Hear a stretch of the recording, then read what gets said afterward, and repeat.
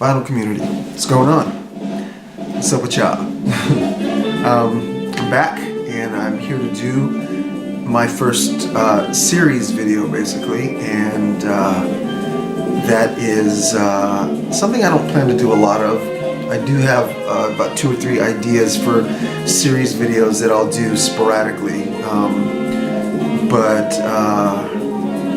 you know, I like doing the normal vinyl community videos, which I guess that would be, we come on and we show our recent listens and our recent finds and stuff like that, and those are my favorite. But I think on occasion it's cool to do a series video. Quite a few people do them, and the people who I follow do them very well. Diana Digging in the Crate, especially Paul Wester, Baraka P. Dub with his his recorded oddities are great, but his Tales of the Dead Wax is just unbelievably well done. So, hats off to them.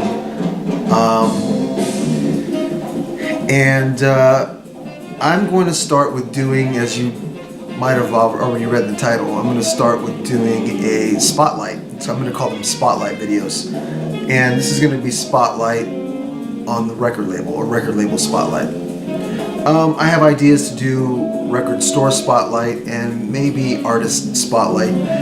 Like I said, it's going to be sporadic and on occasion. And only because I kind of like my videos to be on the fly, for lack of better words. And with doing these types of videos, even if they're not overtly produced, with a lot of clips in and out, added video or added audio, it still takes some research, and so it takes time. And so for that reason, because of the way that my schedule is, I'm going to resort to doing them the way that I'm going to do them. So I hope you enjoy. When I do record label spotlights like this one, I do them because I think that the label is doing something really unique and really groundbreaking, or putting things out that are pretty unique and groundbreaking and extremely interesting. So today's record label spotlight is Resonance Records. And before I get into that, what you're hearing in the background is actually one of the latest releases off the label, or on the label. And I showed the vinyl briefly in a passing video, and I'm actually going to talk about it more at the end of this video. But we're listening to an absolutely phenomenal recording, Jaco Pastorius, Truth, Liberty, and Soul.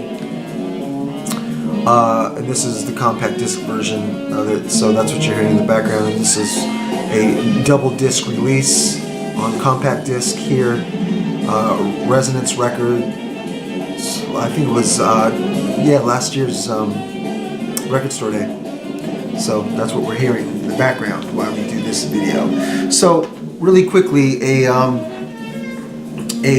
brief history on Resonance, and then I'm going to zoom through some records because I'm really not trying to go past the half hour on this. I'm going to try my hardest. Anyway, Resonance Records is a Los Angeles-based record label, and its focus is jazz, as you can hear in the background. But Resonance Records is very small, in part new releases, but it's not a reissue label whatsoever.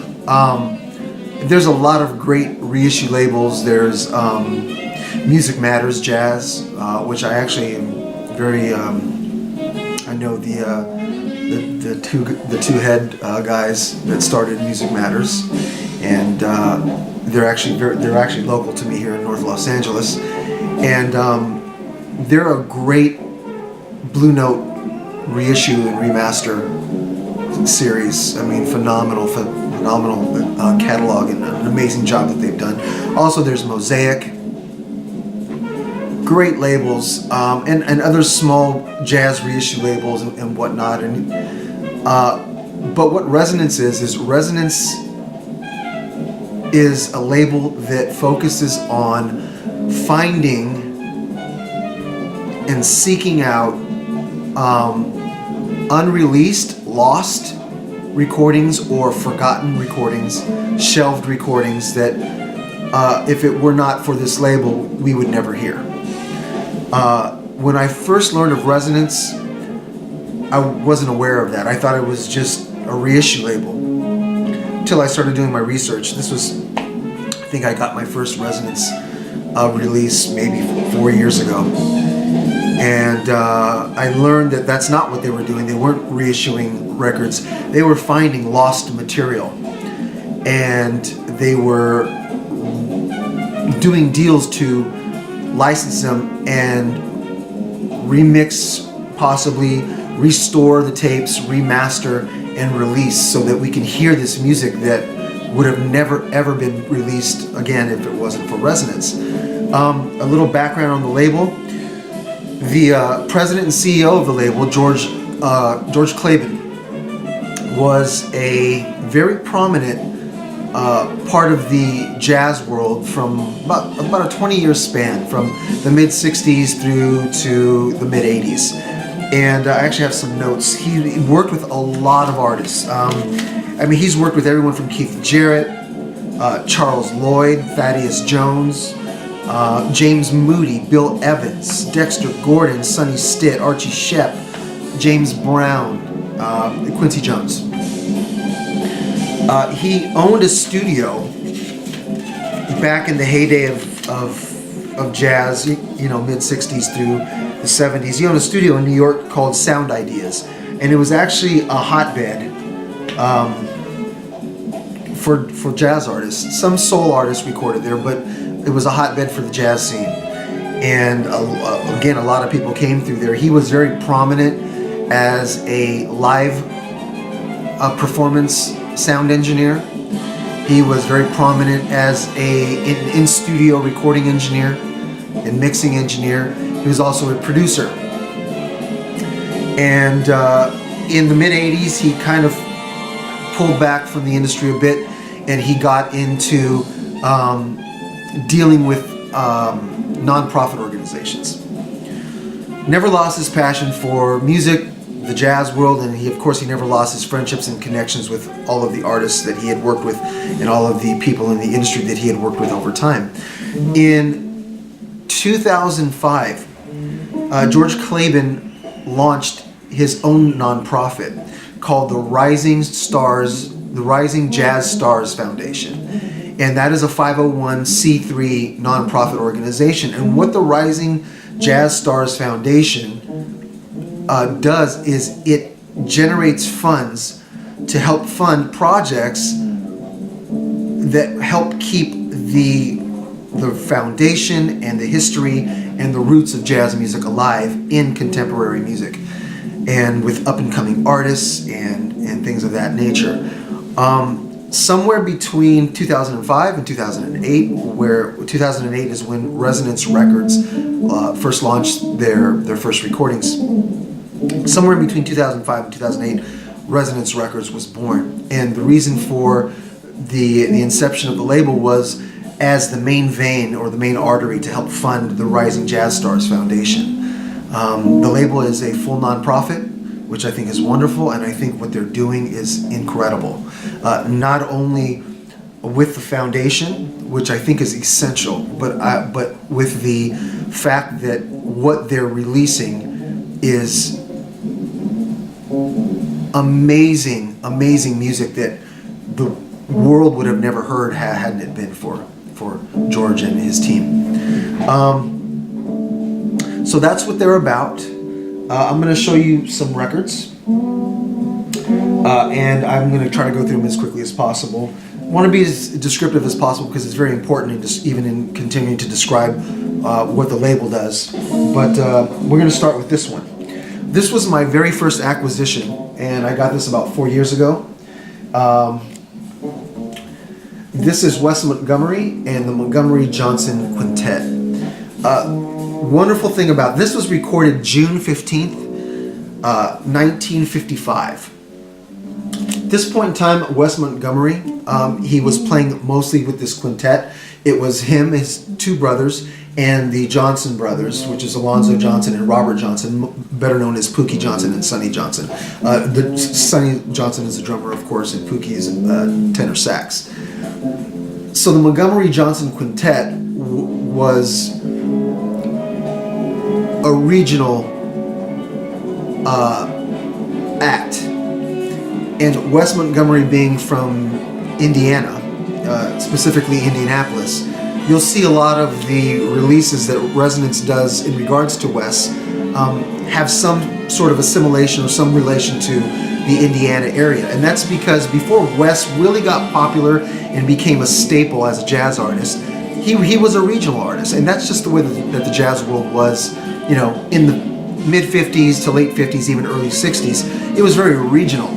And if you hadn't broke it big, no one really knew you outside of your region, except if you were in the industry. The wonderful thing about this recording is this was produced by Quincy Jones, the very young Quincy Jones, right around the time he was dealing with Ray Charles.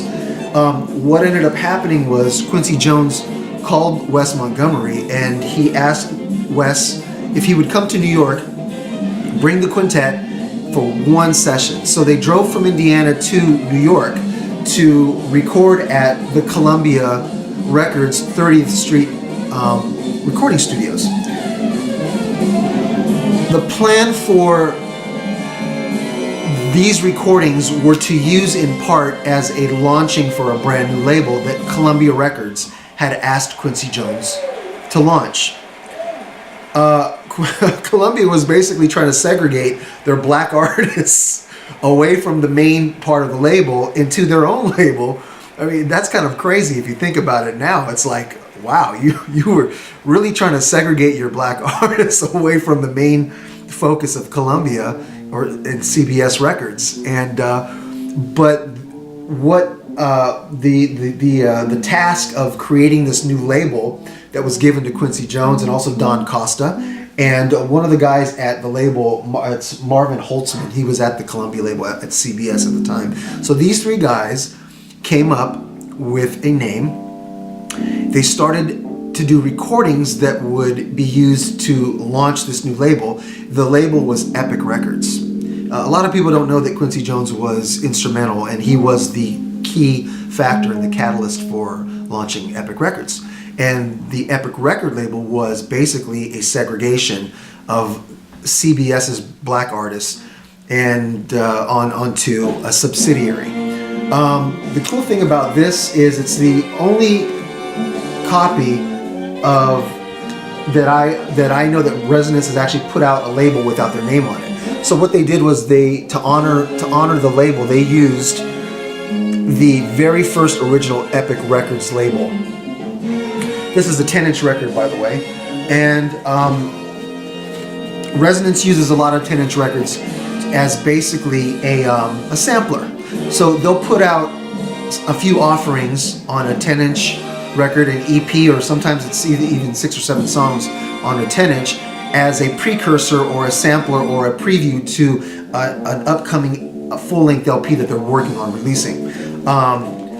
This particular thing was, and I didn't know that until later on down the line, but this particular 10-inch was used in that way as well. The earlier Resonance releases were always released on low numbers. Limited to 1,000, limited to 1,500, limited to 2,000. That was about as high as they went. And this is a great record. I mean, Wes Montgomery on guitar, Monk Montgomery bass, Buddy Montgomery piano, Alonzo Pookie Johnson on tenor sax, and Robert Johnson on drums. So, phenomenal story behind this record. Needless to say, it was never used to help launch the Epic Records label, and it was actually lost. It was shelved, lost, forgotten about, and Resonance Records acquired this about 5.5 years ago and released it 4 years ago, and phenomenal. Another 10-inch, this was my second acquisition off of Resonance. This is Wes Montgomery and again the Montgomery-Johnson Quintet. Same lineup, live at the Turf Club. Turf Club was the hotbed for jazz players in Indianapolis. and Wes Montgomery was a staple there because that was, you know, his spot, and he was basically the star of the region. These guys were the stars of the region, and this is great. This is a 6-song EP.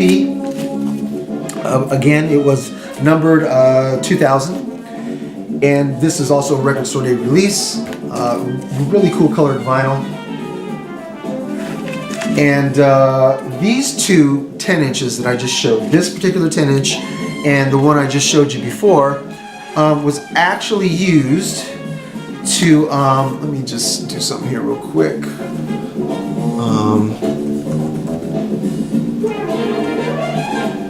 Never mind. Anyway, those, I think that's what, 11 songs? Those 11 songs were actually used in a future LP release of Wes's, where they included those 11 songs and quite a few more, all unreleased, all lost material. Restored the tapes and launched it, of course, on a full-length LP. And it's cool to keep the 10 inches even though the music is on a later LP, because these things, they'll never reissue those 10 inches. So once those 10 inches are gone, that's it, because they have the album now that these songs are on. And so that's one of a few reasons that, you know, I keep the 10 inches even if I get the full-length LP. The next 10 inch was actually the third one I ever acquired, and this is one of my favorite saxophone players of all time. This is Charles Lloyd, and this was live at Slugs. This is only a 2-song. They're 2 side-long tracks, very long tracks, on a 10-inch EP. I call it an EP. I guess you could call it a single, but it's really not. There's some players with Charles Lloyd, really good players. It's a quartet. This is 2 songs live at Slugs. Slugs, of course, was one of the hotbeds in New York City in the mid-'60s for some really good performances. And again, these songs were used on a later album, which I'll show you next. The personnel in this quintet, or this quartet, is Charles Lloyd, of course, on sax and on flute. I have a few of the Charles Lloyd records. I never knew he played flute. I've only heard his saxophone playing, and until I got this recording, I had no idea that he was a flute player as well, so that's really cool. Gabor Szabo on guitar, unreal. Ron Carter on bass, and Pete LaRocca on drums. How is that for a lineup? Incredible. Yeah, Charles Lloyd, live at Slugs Saloon in New York City, 1965 was this lost recording, live recording. These 2 songs ended up on a future LP release, Charles Lloyd, The Manhattan Stories. This is a double LP, or a double disc LP, and I'll give you an example. Side A of the first disc is a side-long track. It's almost 20 minutes long. And then side B is 2 more songs. What's cool is on side B of disc 1, you have the only song that Gabor Szabo wrote, and that's Lady Gabor, which is actually a pretty popular song. So they do a 12-minute, 50-second version, and disc 1 was live at the Judson Hall in New York City, 1965, with specific dates. September 3rd, 1965, disc 1 was recorded. And so Lady Gabor, 12-minute, 50-second version. Then you go to disc 2, side C, again, is a side-long track. And this is the one that's live at Slugs. And then on side 2, you have another version of Lady Gabor, which is a minute longer. The date on this is only the year. They only know it was 1965. They don't have a month or even an exact day. That is one of the things I wanted to bring up that I think is really cool with Resonance is, you know, these are truly lost recordings, and they have to do their research. They don't just license the music, redo it, and put it out. They research information. So sometimes they don't have all of the information, and they get as much information on this lost recording as possible, and they put it out. Sometimes you don't have dates. Sometimes you don't even have all the names of the players because they couldn't figure out exactly who was playing on the recording. And I just think that's a really cool aspect to these. It just makes it very archival, very, it brings a mystique to the recording. So I just think that's really cool. It's Charles Lloyd, Manhattan Stories, incredible lineup. excellent, highly recommended. Next one is an unreal recording.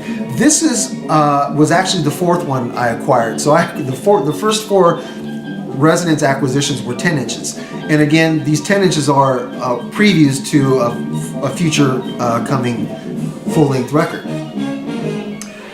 If you don't know who Larry Jones is, Larry Jones, that's my uncle, Larry Young, you need to find out. I only have one other Larry Young record, and I've always been enthralled by him, but I started to do some research on Larry Young. This is a 4-song EP, precursor to a full-length LP that came, I think a little over a year later. This is Larry Young in Paris, the ORTF recordings. ORTF from about mid-60s to mid-70s was the main broadcast network in France. So your television and your radio broadcasting was the main company to do that in France between the mid-60s and the mid-70s was ORTF. And the ORTF is an acronym for the French name of the broadcasting company. So Larry Young, he was asked to do these recordings for the ORTF for radio broadcast in France. I think, maybe mid-60s. I forgot where I read that, but yeah, it's actually, it is mid-60s, 1965. The really cool thing about Larry Young, and if you don't know, Larry Young is a jazz organist. He started out on B2, he played B3, Hammond, most of his, history as a musician. But the really cool thing about Larry Young is he was one of the most innovative musicians in the jazz realm and outside of the jazz realm than people give him credit for. Larry Young was instrumental in bringing modal tone playing to the organ. Before that, you had a lot of soul jazz, early 60s, using standard chord progressions in the productions, even on the organ. But what Larry Young did was he figured out how to, using the stop pedals and the various keys, how to play the organ in modal tone. Modal tone focuses on specific notes rather than notes being played together in a chord progression. Modal tone focuses on the individual sounds of each notes and manipulating them, and it gives the playing a very ethereal sound. Why is that so important? Because for all of us fans of psychedelic music and psych rock, you hardcore psych heads, which I guess I would be one of them. People who love that really freaky, ethereal, floaty Hammond B3, you could thank this jazz artist right here for inventing that type of playing that all of our favorite psych bands ended up using. So it's because of this guy that happened. So just an unbelievable artist. This 10-inch led to this album. This is a double disc LP, and it's a 10-song offering. Unbelievable lineup. Larry Young on organ and piano. He does a little piano on there. Nathan Davis, tenor sax. Woody Shaw, trumpet. Billy Brooks, drums. And then he had a bunch of French players. I won't get into them because it's quite a lineup. But these were actually lost. They were never broadcast. Not one time.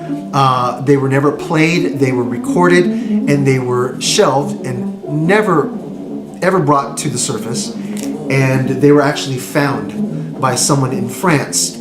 And it's not clear whether somebody actually took them from the station and kept them, and then they turned up, 40 years later, 50 years later, or what the case was. But they were lost, they were found, they were offered to Resonance, and Resonance did this phenomenal record. Larry Young in Paris, the ORTF recordings, one of my most highly recommended records from Resonance. Just unbelievable.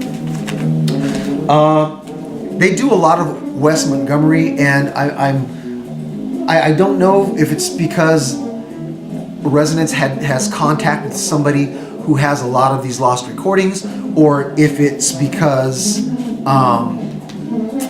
George Claben worked with Wes, in his heyday. I'm not sure what the reason is, but Resonance gives us a lot of Wes Montgomery offerings. This is Wes Montgomery, Echoes of Indiana Avenue. And like I said, some of the earlier 10 inches are previews. This isn't one of those albums that really does that. This is a whole new body of work that was discovered. This was recorded, it's stuff recorded between 1957 and 1958. Again, the reference to Indiana here in the title, Echoes of Indiana Avenue, because Wes was a regional star in that part of the Midwest.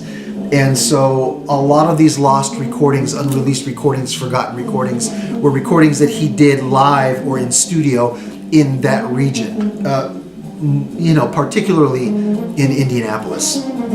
Phenomenal. Two disc LP, limited to 1,000 copies on the first pressing. This is actually the second pressing of 1,000. So the very first pressing they did, it was only 1,000 copy run, and then those ran out, and so they did a second pressing of 1,000, and that's what this is. Incredible lineup. Wes Montgomery, Buddy Montgomery, Monk Montgomery. So you have the Montgomery brothers. You have Sonny Johnson on drums. You don't have his brother on this record. You have Earl Van Ripper on piano, Melvin Ryan on piano. You have Mingo Jones on bass, and Paul Parker on drums as well. So phenomenal recording. This is a great one. This is one of my favorites. This is One Night in Indy. Again, Indianapolis reference there in the title. This is featuring the Eddie Higgins Trio. And this is unbelievable. Limited to 1,500 copies. Actually, I'm sorry, this was limited to 1,200 to 2,500 copies. But this is Wes with the Eddie Higgins Trio, Eddie Higgins on piano, Walter Perkins on drums, and I want to show you this. Part of what I mentioned earlier was, they try to give you as much information about the lost recording as possible. This is one example. Let's see if I can show you guys this. This is one example where you have Wes Montgomery here on guitar, Eddie Higgins on piano, and then you have Walter Perkins on drums, but you have an unknown bassist right there. Unknown bassist. How crazy is that? It's like really cool. It's like, okay, we found these lost recordings. We know who was on guitar, obviously. We knew it was the Eddie Higgins Trio playing, so we know it's Eddie Higgins. We researched and found out that it was Walter Perkins on drums, but we have no idea what bass player was playing at the time. Because, these lineups, the quintets and trios and quartets, they change lineups all the time, like they changed their underwear. Hopefully they changed their underwear. But anyway, this is a great record. Just phenomenal record. Next one's really cool. This is also, this is Gene Harris and the Three Sounds. So this is the Three Sounds featuring Gene Harris, Groovin' Hard, live at the Penthouse in Seattle, Washington. This was recorded at the Penthouse on various dates. It was recorded, these are lost recordings between a 4-year span, 1964 to 1968. And each of the 10 tracks on this LP, it's a single disc LP, have the dates and who was playing drums, because even though this is the Three Sounds featuring Gene Harris, which again, I was extremely familiar with Gene Harris, but I didn't know that he was actually part of the Three Sounds, and I was familiar with the Three Sounds. Never knew that Gene Harris was the leader of the Three Sounds until this record. So it's a trio, but it has a personnel of 5 people. And that's because the recordings were over a 4-year period. So you have Gene Harris on piano, obviously, Andy Simpkins on bass, and then you have Bill Dowdy on drums, or Khalil Mahdi on drums, or Carl Burnett on drums. So at any given time, the trio had a different drummer within that 4-year period of these recordings, and each track will tell you which drummer was on there, and to the best of their knowledge, what exact date that the recordings were, each individual recording. Phenomenal record. Love it.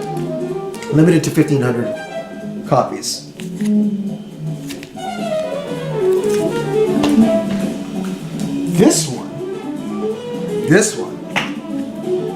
This next one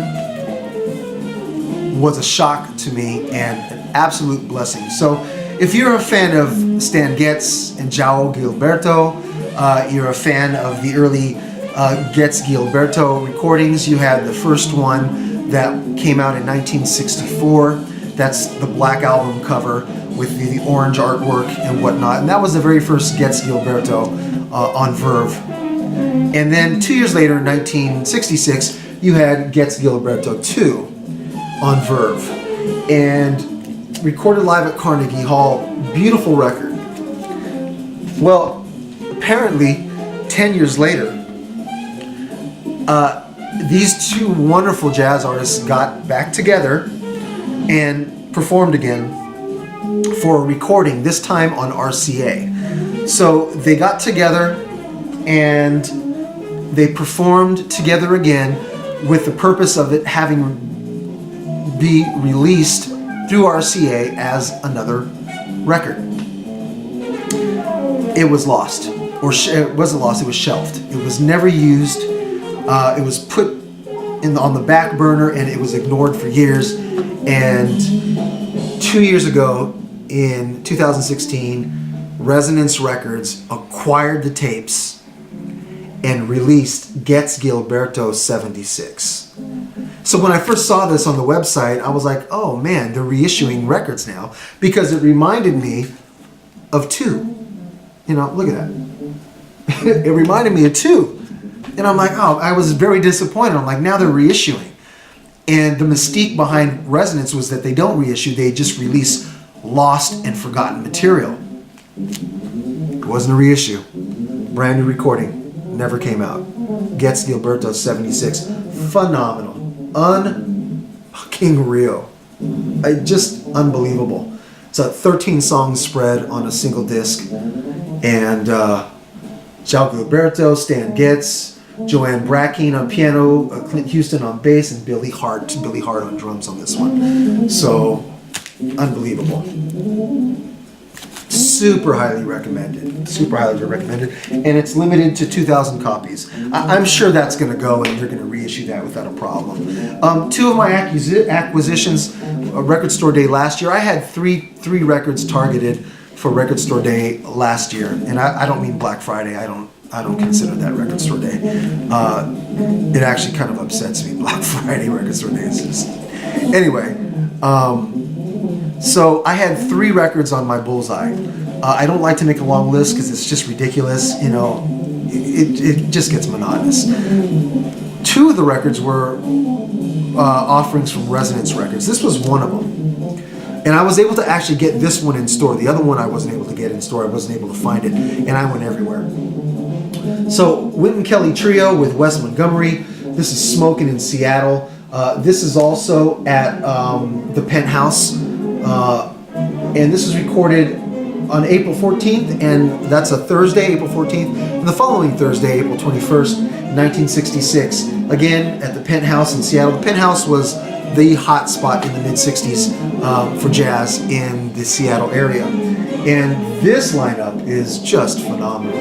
Wes Montgomery on guitar, Wynton Kelly on piano, Ron McClure on bass, and Jimmy Cobb on drums. Phenomenal. Unbelievable. Unbelievable. The really cool thing about this record, check this out.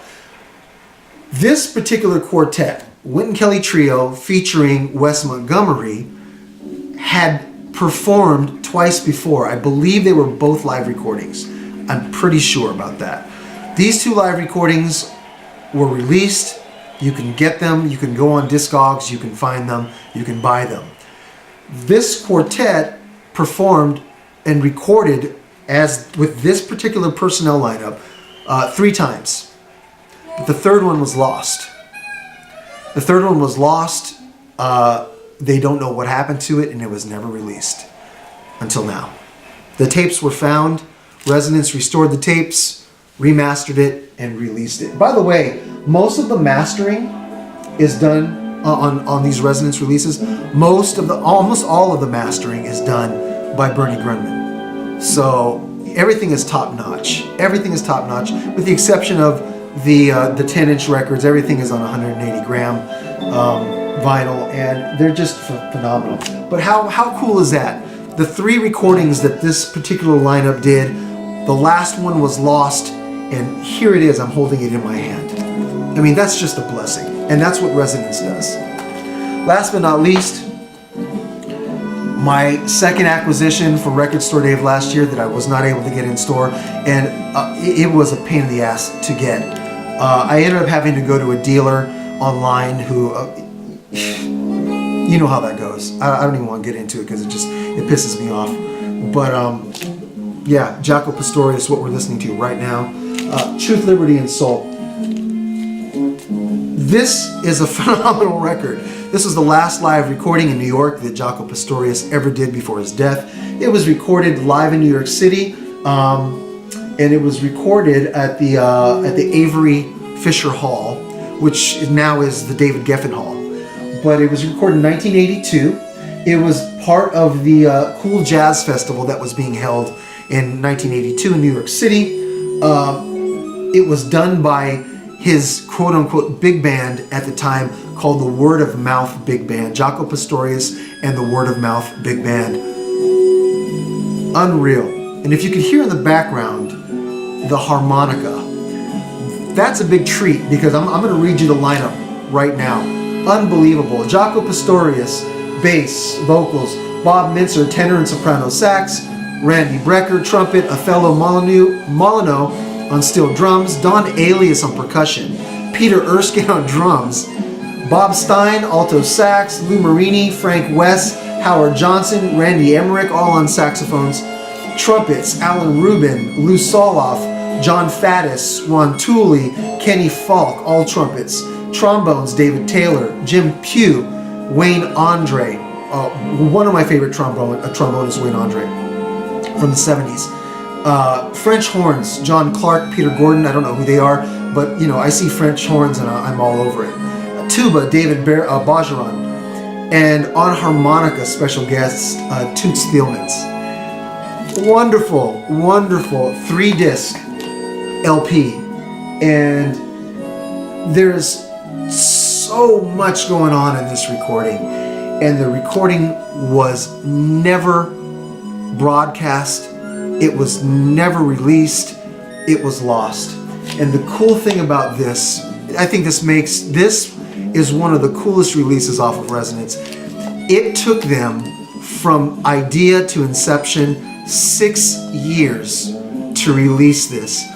We're talking about, this was sponsored by NPR, National Public Radio, back in the day. So you're talking about having to get license and release from NPR, from the Jazz Festival, the producers of the Jazz Festival back in the day, the producers and the engineers of the recording, all of the players who are still alive, the estate of Jaco Pastorius, and on and on and on, and get all of these clearances before you can even go forward. And if one person says no, you're shit out of luck. That's it. And that's just the way the ball bounces in this industry. So blessed to have this recording. Super highly recommended. It's not cheap, but you can get it at a decent price now. I would recommend picking this up. Even if you can't get this, get the compact disc. It's phenomenal. I want to leave a link to Resonance Records in the, down below, and I'm also going to leave a link to a 12 to 14 minute documentary on the making of that record. It's phenomenal. 12 to 14 minutes of your time. You will enjoy it immensely. I'll leave a link to those 2 things below. And thanks for watching. Thanks for being part of my first series video, and I hope to do more in the future. I'll be back soon with a just recent listens and recent finds. So appreciate you guys, man. Thank you. God bless you guys, and I'm out. Peace.